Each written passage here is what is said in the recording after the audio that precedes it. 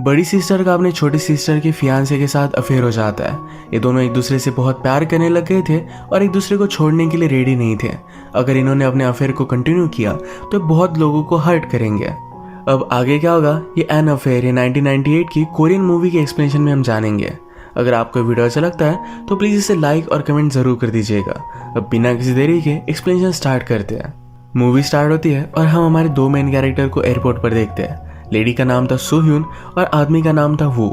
Actual में दोनों जीहुन को ही लेने के लिए आए हुए थे, पर एक दूसरे को पहचानते नहीं थे। जीहुन ये सुह्यून की सिस्टर थी और वू की फियांसे। इन्होंने बहुत वेट किया पर जीहुन पहुंची ही नहीं। बाद में सुह्यून को कॉल कर वो सॉरी कहती है। उसने कहा मुझे और कुछ काम आ गया, एक मंथ मुझे और लगेगा। उसके पास आज एक गुड न्यूज़ थी। उससे कहती है कि मैं एंगेज हो चुकी हूँ। सुह्यून को भी ये सुनकर बहुत अच्छा लगा। उसका जो फियांसे है ये सुह्यून जहाँ रहती वही रहता है, मतलब सियोल में। ये न्यूज़ सुह्यून ने अपने फादर को बताई। फादर जरा वरीड करते हैं कि वो लड़का कैसा होगा, क्या उनकी बेटी का अच्छा से ख्याल रखेगा। वो थोड़े से डर रहे थे। वो भी यही चाहते थे कि जल्द से जल्द उनकी बेटी की शादी हो जाए, तो ये सब बात वो एक्सेप्ट कर देते हैं। जीहुन लौटने के बाद तुरंत शादी करने वाली थी। हम सुह्यून के घर पर देखते हैं उसका एक बेटा और एक हस्बैंड है। रात में सोते वक्त सुह्यून ने अपने हस्बैंड से कहा कि किचन की वायरिंग खराब हो चुकी है, पर हस्बैंड इस बारे में भूल चुका था। ये सीन रिप्रेजेंट करता है कि बहुत दिनों से हस्बैंड वाइफ में प्रॉब्लम चल रही है, पर उसके हस्बैंड ने इस बात को नोटिस नहीं किया। अगले दिन सुह्यून का बेटा ट्रिप पर जा रहा था तो उसने उसे छोड़ दिया। आज सुह्यून वू से मिलने वाली थी, जीहुन का फियांसे। ये मिलकर शादी के बारे में डिस्कस करने वाले थे। ये दोनों मिले और इनकी बातों से हमें पता चलता है कि वो 14 ईयर से यूएसए में था। अब वो कंस्ट्रक्शन का काम करता है। वैसे फाइनेंशियली तो बहुत ही स्टेबल है। उसने सुह्यून से कहा कि तुम बहुत ही यंग लगती हो, तुम्हें बेटा है कोई भी बोल नहीं सकता। सुह्यून ने इस पर सिर्फ हंस दिया। सुह्यून वू से कहती है कि शादी के बाद तुम्हें घर की जरूरत पड़ेगी, तो इसी वजह से अलग अलग प्लेसेस पर जाकर एक घर ढूंढने वाले थे। आज रात सुह्यून के हस्बैंड की ऑफिस की पार्टी थी, इसमें वो भी आई, पर यहाँ पर उसका हस्बैंड सिर्फ अपने कलीग से बिजनेस की बातें करता है। उसे बहुत ही अकेला महसूस होता है। इसके बाद नेक्स्ट सीन में हम देखते हैं वू के फादर और सुह्यून के फादर ने भी शादी के लिए बात कर ली थी। अगले दिन वू और सुह्यून ने घर ढूंढने के लिए मिले। एक एजेंट ने उन्हें घर दिखाया, पर बहुत ही कंजस्टेड था, इन्हें पसंद नहीं आता। ये अगले दिन घर ढूंढने का फिर से ट्राई करने वाले थे। सुह्यून को लगता है कि सबर्ब में सिटी के बाहर बहुत अच्छा घर मिल सकता है, तो यही घर ये देखने के लिए आए। घर के सामने एक बहुत ही ब्यूटीफुल सा लेक था जो वू इनको बहुत पसंद आता है। इसके बाद ये लेक के पास वॉक कर रहे थे। सुह्यून वू इनसे पूछती है कि एक अलग कंट्री में आना तुम्हें कैसा लगता है। वो कहता है कि मैं स्लोली एडजस्ट कर रहा हूँ। उसने सुह्यून से पूछा क्या तुम कभी भी कहीं बाहर नहीं गई। सुह्यून कहती कि मेरा रूटीन बहुत ही फिक्स्ड है, मेरा हस्बैंड मेरा बेटा, इनमें मेरा पूरा दिन चला जाता है। वो ने कहा कि लाइफ में बहुत सारे चेंजेस आते रहते हैं, क्या पता 10 साल में तुम एडवेंचरस बन जाओगी, अलग अलग प्लेसेस घूमने लग जाओगी। फिर सुह्यून ने वू को घर पर छोड़ा। वो उससे कहता है क्या तुम अंदर कॉफी टी के लिए आना चाहती हो, पर सुह्यून उसे मना कर चली जाती है। अगले दिन वू के फादर के कहने पर इन्हें और एक घर देखने के लिए जाना था। वू को एक घर पसंद नहीं आता, पर उसके फादर ने ऑलरेडी बाय कर लिया है। वो सुह्यून से कहता है मेरे फादर हमेशा मेरी लाइफ को कंट्रोल करते हैं। मेरा एक ब्रदर भी था, उसकी डेथ के बाद वो मुझ पर बहुत ज़्यादा कॉन्सेंट्रेट करते हैं और मेरी पूरी लाइफ को कंट्रोल करना चाहते हैं। उसे उस लास्ट घर का लेक बहुत ज़्यादा पसंद आया था। तो सुह्यून कहती है अगर हम लेक के पास नहीं जा सकते तो लेक को तो यहाँ ले आ सकते हैं। वो फिर एक स्टूडियो में गई और एक बड़ा सा लेक का फोटो लेकर उसे गिफ्ट दे देती है। कहती है मेरा तुम्हारे लिए एक वेडिंग प्रेजेंट। इसके बाद ये दोनों लंच के लिए आए। वो अपने बचपन के बारे में बता रहा था जब वो ब्राज़ील में रहता था। वो कहता है मेरे घर के सामने सी की तरह एक बहुत ही बड़ा सा लेक था। वहाँ के मेरे फ्रेंड्स के साथ हम हमेशा सॉकर खेलते थे। खेलते खेलते लेक के पास ही मैं सो जाता था। वहाँ पर रहना बहुत ही ब्यूटीफुल एक्सपीरियंस था।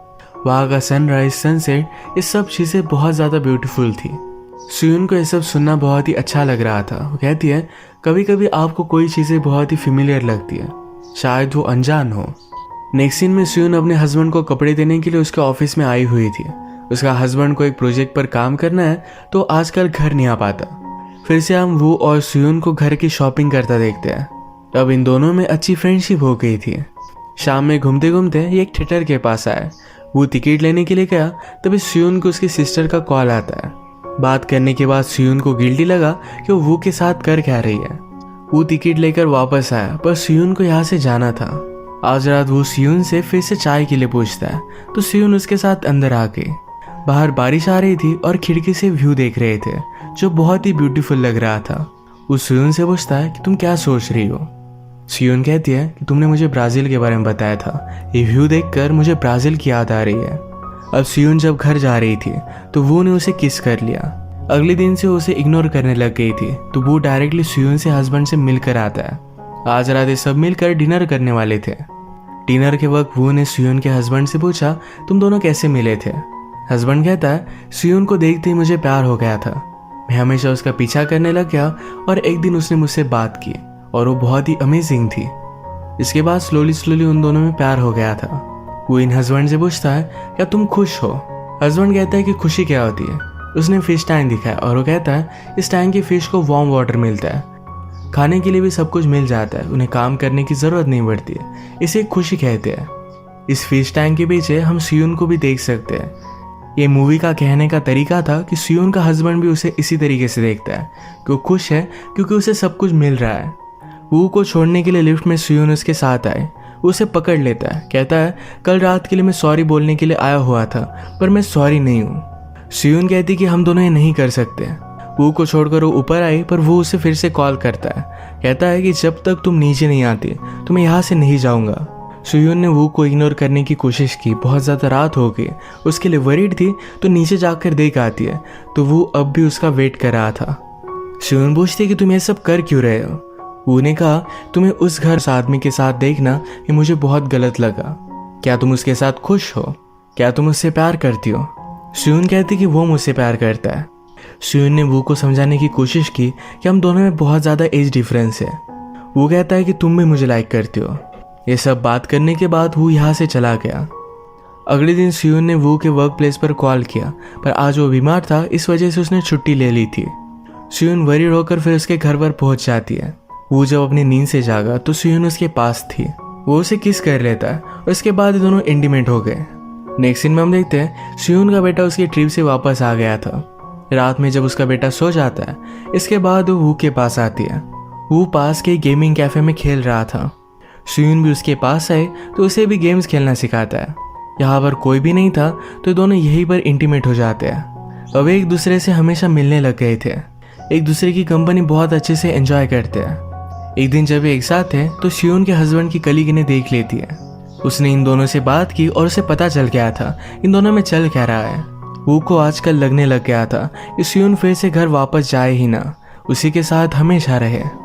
आजकल सियून जिस तरीके से बिहेव कर रही थी, ये सब देखकर उसके हस्बैंड को उस पर शक आ जाता है। उसने उसका मोबाइल चेक किया तो वू का नंबर डायल किया हुआ था। वो इस सब बात से बहुत परेशान हो गया था। ऑफिस में काम करते वक्त उसकी कलीग ने उसे लंच के लिए पूछा। इनके पास ब्रेक था, ये जा सकते थे, पर हस्बैंड उसे मना कर देता है। वो अपने फ्रेंड के साथ कोई भी तरीके की अलग रिलेशनशिप क्रिएट करने के लिए रेडी नहीं था। उसके 1-2 दिनों के लिए कॉन्फ्रेंस थी तो सियून को टाइम मिला तो वो के साथ एक अलग प्लेस पर घूमने के लिए जाते हैं। घूमते घूमते सियून को जरा फीवर आ गया था तो वो उसका ख्याल रखता है। सियून जो भी करती है इस वजह से उसे बहुत गिल्टी लगता है। वो हमेशा इसके बारे में सोचती रहती है, पर वो ने कहा कि सिर्फ रिलैक्स करो, सब कुछ ठीक हो जाएगा। नेक्स्ट सीन में सियून ने वो की नोटबुक नोटिस की जहाँ पर कुछ डिटेल्स लिखी हुई थी। सियून उसे पूछती है कि ये सब क्या है, क्या कोई एयरपोर्ट से आने वाला है, क्या ये मेरी सिस्टर है। वो कहता है कि हाँ। यहाँ पर एक डूडल भी बना हुआ था तो सियून कहती है तुम मेरी सिस्टर के साथ बहुत टाइम तक फोन पर थे। सियून को बहुत बुरा लगता है और वहां से चली जाती है। आज रात सियून का हस्बैंड अपनी फ्रेंड के साथ था। उसे कहता है कि आज रात में तुम्हारे घर पर रुक सकता हूँ। उसकी फ्रेंड कहती है कि हमारी 20 साल की रिलेशनशिप है, आज तुम्हें लोनली लग रहा है, इस वजह से हम इसे तोड़ नहीं सकते। फ्रेंड ने उसे पूछा कि तुम्हारी वाइफ कैसी है। हस्बैंड को लगता है कि उसकी फ्रेंड को उसकी वाइफ के बारे में सब कुछ पता है, जो एक्चुअल में उसे पता था। अब 1-2 दिनों में सियून की सिस्टर जीहुन यहाँ पर पहुंच चुकी थी। ये सब जाकर उनके फादर से मिलकर आते हैं। फादर ने वू और जीहुन का हाथ एक दूसरे के हाथों में दिया, कहा कि मेरी बेटी का अच्छे से ख्याल रखना। रात में फिर सेलिब्रेट करने के लिए सियून और उसका हस्बैंड वू और जीहुन ये सब रेस्टोरेंट में डिनर के लिए आए।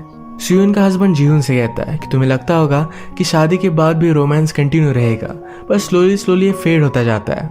जीहुन कहती है कि मुझे इस तरीके से सोचना अच्छा नहीं लगता, हमेशा लाइफ में रोमांस तो होना ही चाहिए। टेबल पर ही वो स्मोकिंग करने लग गया, जो जिहुन को अच्छा नहीं लगता क्योंकि उसने बहुत पहले ही आदत छोड़ दी थी। सियून के हस्बैंड को जरा काम था तो जल्दी से चला जाता है। जिहुन सियून से कहती है कि इसके बाद हम तीनों मिलकर कुछ एंजॉय कर सकते हैं, पर सियून ने कहा कि घर पर मेरा बेटा अकेला है। वो इस बात पर गुस्सा हो जाता है, कहता है क्या अब तुम्हें अपने बेटे का ख्याल आ रहा है। इसका इनडायरेक्ट मतलब ये था कि अफेयर करने से पहले उसने उसके बारे में क्यों नहीं सोचा। ये बहुत ही डिसरिस्पेक्टफुल हो गया, तो जिहुन वू पर बहुत ही ज्यादा चिढ़ जाती है। घर आते हुए वू ने जिहुन से कहा कि अब मैं तुमसे शादी नहीं कर सकता। जिहुन इस बात को ज्यादा सीरियसली लेती नहीं। अगले दिन जब वो सियून से मिली तो उसे ये बात बता देती है, कहती है शायद वो जरा डर रहा होगा, ये एक्चुअली नॉर्मल होता है। इसके बाद ये वेडिंग ड्रेस लेने के लिए गए हुए थे। इन्हें कॉल आता है उनके फादर की हालत बहुत ही ज्यादा खराब थी। सारे लोग फादर से मिल लेते हैं। बहुत रात हो गई थी, पर फिर भी सियून फादर के पास ही रुकी। वो उनसे कहती है कि आपने मुझे एक बार कहा था कि आप जिससे प्यार करते हो उसे कभी भी जाने मत देना। शायद आपकी लाइफ में भी कोई था जिसे आपने जाने दिया और आप आज भी पछतावा करते हो। आपके इस फाइनल मोमेंट में आपसे प्यार करने वाला कोई भी नहीं है। मुझे लाइफ में लगा था कि मुझे कभी भी प्यार ही नहीं होगा, पर आज जाकर मुझे हुआ, पर ये बहुत ही लेट हो चुका है। अगर मैंने मेरे प्यार को पाने की कोशिश की तो सब कुछ बर्बाद हो जाएगा। वो रोने लगे, कहती है जिस प्यार को आप पा ना सको ये बहुत ज़्यादा हर्टफुल होता है। हॉस्पिटल में वो सियून से मिलने के लिए आया। उसे कहता है मैं तुम्हारे बिना रह नहीं सकता। सियून कहती कि हमें ये सब बंद कर देना चाहिए, पर वो मानने के लिए रेडी नहीं था। वो कहता है कि अगर तुम्हारे पास रहने के लिए मुझे जियून से शादी भी करनी पड़ी तो ये भी करने के लिए मैं रेडी हूँ। सियून कहती कि ये सब बहुत गलत है, हमने उसे ऑलरेडी हर्ट किया है, हम और उसे हर्ट नहीं कर सकते। नेक्स्ट सीन में हम देखते हैं कि जियून और सियून ने दोनों घर की पैकिंग कर रहे थे। तभी जियून ने सियून से कहा कि अब हम दोनों शादी नहीं करने वाले, हम दोनों अमेरिका जाएंगे और फिर आगे क्या करना है फिगर आउट करेंगे। एक दिन सियून के बेटे की स्कूल में मैच थी। उसे वहां पर भी वो ने कॉल किया, कहता है कि हम दोनों को मिलना चाहिए। फिर वो डायरेक्टली स्कूल में ही आ जाता है। वही पर उसके साथ वो इंटीमेट हो गया। वो उसे कहता है कि हम दोनों के यहाँ से दूर चले जाना चाहिए। मुझे पता है कि तुम मना करोगी, तुम्हारी सिस्टर, तुम्हारे हस्बैंड, तुम्हारे बेटे को तुम नहीं छोड़ सकती। सियून इस पर हाँ कहती है। सियून कहती कि नहीं छोड़ सकती है। वो ने कहा क्या तुम सचमुच में मुझे फिर से मिले बिना ये पूरी लाइफ जी सकती हो? तुम बिना प्यार की बूढ़ी हो जाओगी। जब तुम आखिरी सांस लोगी मेरे जैसे प्यार करने वाला तुम्हारे पास कोई भी नहीं होगा। आज तक सियून ने मुझसे आई लव यू नहीं कहा था, तो वो कहता है कि प्लीज मुझसे आई लव यू कहो। सियून उसे कुछ भी नहीं बोलती। नेक्स्ट सीन में वो जियून से मिलकर उसे प्रॉपरली ब्रेकअप कर लेता है। अब वो अकेला यूएसए जाने वाला था। घर पर सियून ने भी अपने हस्बैंड से कहा कि अब मैं तुम्हारे साथ नहीं रह सकती। हस्बैंड बहुत ज्यादा गुस्सा हो गया, कहता है तुम्हें अपने सिस्टर के बारे में एक बार सोचना चाहिए था। सिस्टर भी घर पर पहुंच गई थी और ये सब बातें सुन लेती है। वो सियून पर बहुत ज्यादा गुस्सा हो गई, कहती है आज से तुम्हें और मुझ में कोई भी रिलेशनशिप नहीं है। इसके बाद हम सियून को एयरपोर्ट पर देखते हैं। उसने वुइन को भी आई लव यू नहीं कहा था, तो इन दोनों की फिर से बात नहीं हुई थी। वुइन को जो प्लेस अच्छा लगता है यानी कि ब्राजील, वही जाकर वो रहना चाहती थी। इसका टिकट उसने बाय कर लिया। वो भी इसी एयरपोर्ट पर था। वो अमेरिका जाने वाला था, पर लास्ट मोमेंट पर अपना माइंड वो चेंज कर लेता है। उसने भी ब्राजील की फाइट ले ली। मूवी के लास्ट सीन में ये दोनों प्लेन में मिल जाते हैं और इसी तरीके से इस मूवी का एंड हो जाता है। हमारे दोनों कैरेक्टर रिलेशनशिप में थे, पर कभी भी उन्होंने प्यार को महसूस नहीं किया था। एक दूसरे से मिलने के बाद ये चीज उन्होंने रियलाइज की। जो भी उन्होंने किया ये सब अपने सेल्फिश लव के लिए। इसी के साथ आज का वीडियो हम खत्म करते हैं। अगर आपको एक्सप्लेनेशन अच्छा लगा तो प्लीज़ इसे लाइक कर दीजिएगा। बहुत सारे मूवीज़ लेकर आते रहता हो, तो प्लीज़ इस चैनल को सब्सक्राइब कर दीजिए और बेल नोटिफिकेशन आइकॉन दबाना मत भूलिएगा। हम फिर से मिलेंगे और एक नई मूवी के साथ। तब तक के लिए थैंक यू और आप अपने आप का ख्याल रखिए।